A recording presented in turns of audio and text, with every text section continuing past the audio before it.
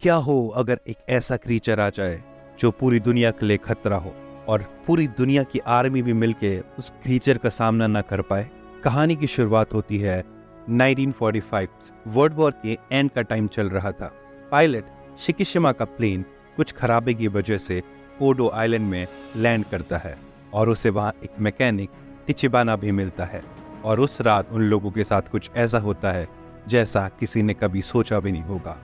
एक डायनासोर जैसा creature attack कर देता है जिसका नाम गॉडजिला होता है। वो दिखने में बहुत भयानक और किसी जानवर से बहुत ही बड़ा था। शिकिशिमा प्लेन पर चढ़ता है पर जैसे ही वो शूट करने वाला होता है वो डर जाता है।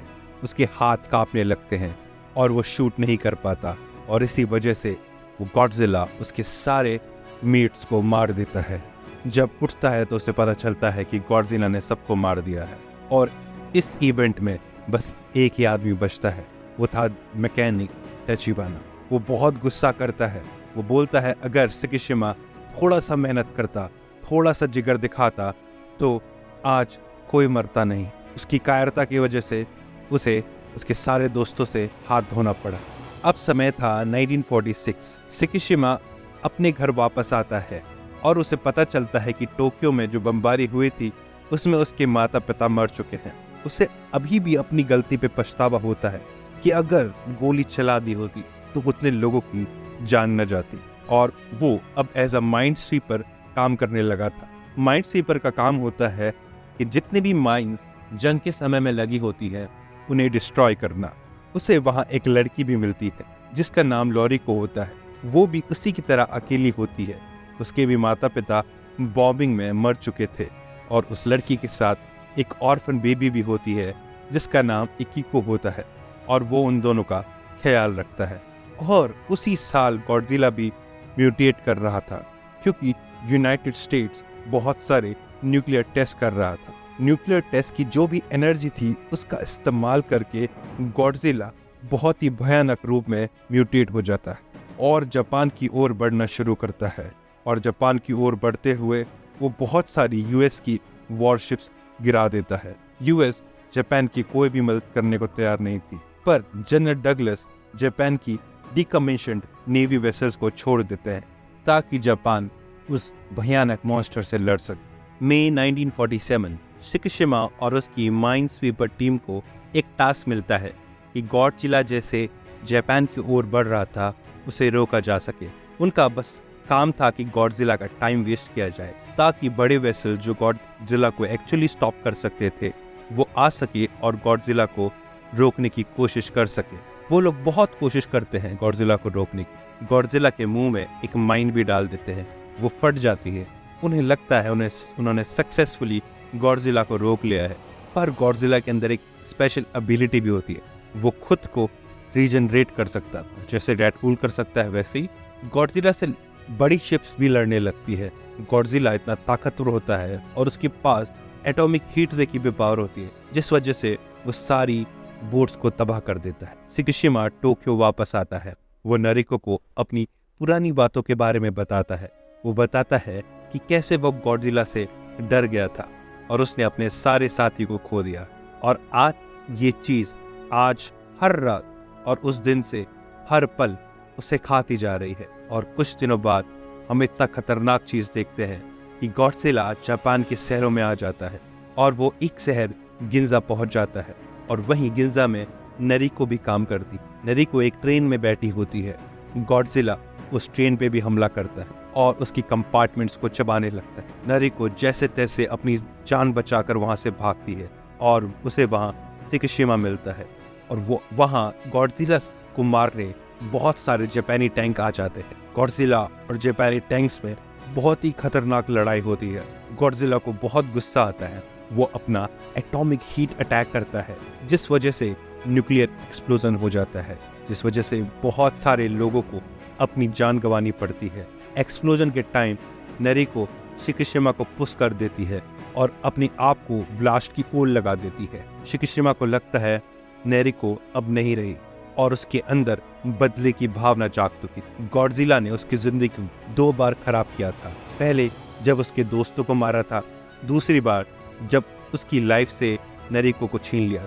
अब गॉडजिला को मारने का जिम्मा वो खुद अपने सिर पे लेता है। गॉडजिला चला तो गया था, पर वो जरूर वापस आएगा। माइंडस्वीपर क्रू के नेवल इंजीनियर केंजी नोडा प्लान बनाते हैं कि वो किस तरीके से गॉडजिला को तबाह कर सकते हैं। बोलते हैं कि हम गॉडजिला के चारों ओर बहुत सारे फ्रियोन टैंक लगा देंगे, जिस वजह से पानी की बायोंसी कम हो जाएगी और उस गॉडजिला को हम समुंदर के 1500 मीटर तक ले जाएंगे और इतने नीचे पहुंच के उस पर कुछ रिजल्टेंट प्रेशर लगेगा, जिस वजह से वो क्रश हो जाएगा।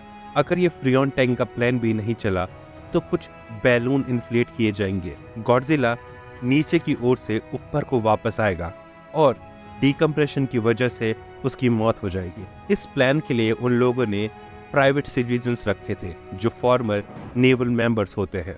अब एक फाइटर प्लेन की भी ज़रूरत होती है। उन लोगों के पास एक पुराना प्लेन होता है, उसे ठीक करने के लिए एक मैकेनिक चाहिए होता है और वो लोग पूछते हैं कि क्या कोई किसी मैकेनिक को जानता है। सिकिशिमा टेचिबाना के पास जाता है और उससे पूछता है, क्या तुम मेरे प्लान में मेरा साथ दोगे? टेचिबाना अभी भी उससे गुस्सा होता है और उससे कहता है कि उसने बिल्कुल बहादुरी नहीं दिखाई। अगर वो बहादुरी दिखाता तो बहुत सारे लोगों की जान बच सकती थी। सकिशिमा बोलता है इस बार वो अपना बदला गॉडजिला से ज़रूर पूरा करेगा और वो उस पुराने प्लेन को उसे ठीक करने के लिए बोलता है। सकिशिमा का प्लान होता है कि गॉडजिला के मुंह के अंदर अपना प्लेन ले जाकर उसे अंदर एक एक्सप्लोजिव फोड़ दो और मॉन्स्टर पूरी तरीके से डिस्ट्रॉय हो जाएगा। वो अपने प्लान के लिए निकलता है और अकीको को नेबर सुमिको को दे देता है और अब गॉडजिला एक दिन सिटी में आ जाता है। गॉडजिला हमला करना शुरू करता है। जैसे ही वो सिटी में आता है तो सिकिशिमा उसको अपनी ओर खींचता है। वो सिकिशिमा का पीछा करते करते पानी तक उसी लोकेशन पे पहुंच जाता है। गॉडजिला हमला करना शुरू करता है। उसके साथ ट्रिक खेली जाती है। सिकिशिमा अपना प्लेन उसके आसपास हमेशा रखता है ताकि उसका ध्यान भटकाया जा सके। गॉडजिला को एक और ट्रिक के द्वारा ध्यान भटकाया जाता है। 2 खाली जहाज भी होते हैं जिस पर वो अपना एटॉमिक अटैक कर देता है और बाकी 2 जहाज होते हैं वो उसके अराउंड फ्रियोन टैंक लगा देते हैं। उनका प्लान सक्सेसफुल होने लगा था।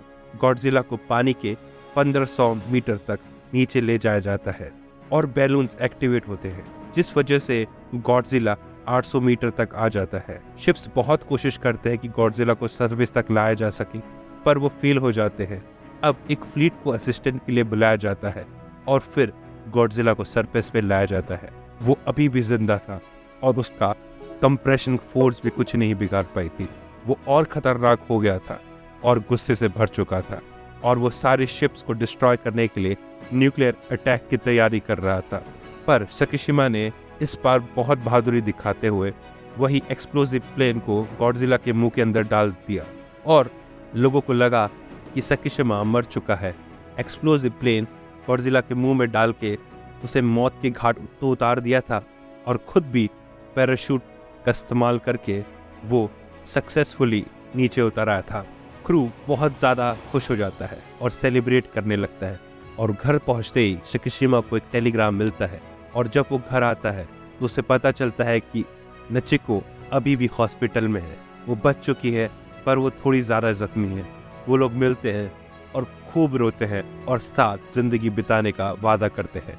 वहीं फिल्म के अंत में दिखाया जाता है कि गॉडजिला के जो समुंदर में टुकड़े हो गए थे वो फिर से रीजनरेट हो रहे हैं और ये बहुत बड़े खतरे का साइन है। तो दोस्तों, आपको कैसी लगी है मूवी कमेंट करके ज़रूर बताइएगा और ऐसी ही मूवी देखना अगर आपको पसंद है तो हमारे चैनल को लाइक, शेयर और सब्सक्राइब कीजिएगा। धन्यवाद।